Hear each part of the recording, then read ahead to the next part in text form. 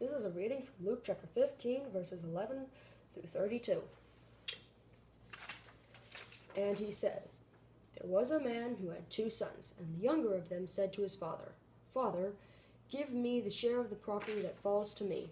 And he divided his living between them. Not many days later, the younger son gathered all he had and took his journey into a far country. And there he squandered his property on loose living. And when he had spent everything, a great famine arose in that country, and he began to be in want. So he joined himself to one of the citizens of that country, who sent him into the fields to feed swine. And he would gladly have fed on the pods that the swine ate. And no one gave him anything. But when he came to himself, he said, How many of my father's hired servants have bread enough to spare, and I perish here with hunger? I will arise and go to my father, and I will say to him, Father, I have sinned against heaven and before you.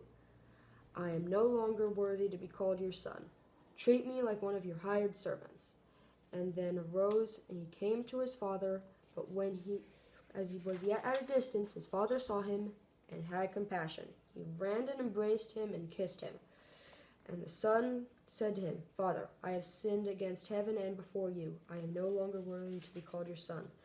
But the father said to his servants, Bring quickly the best robe and put it on him. He put a ring on his hand and shoes on his feet. Bring the fatted calf and kill it. He will let us eat and make merry. For this my son was dead and is alive again. He was lost and is found, and they begin to make merry. Now his elder son was in the fields, and he came and drew closer to the house.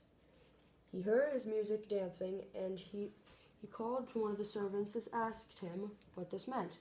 He said to him, Your brother has come, and your father has killed the fatted calf because he received him safe and sound.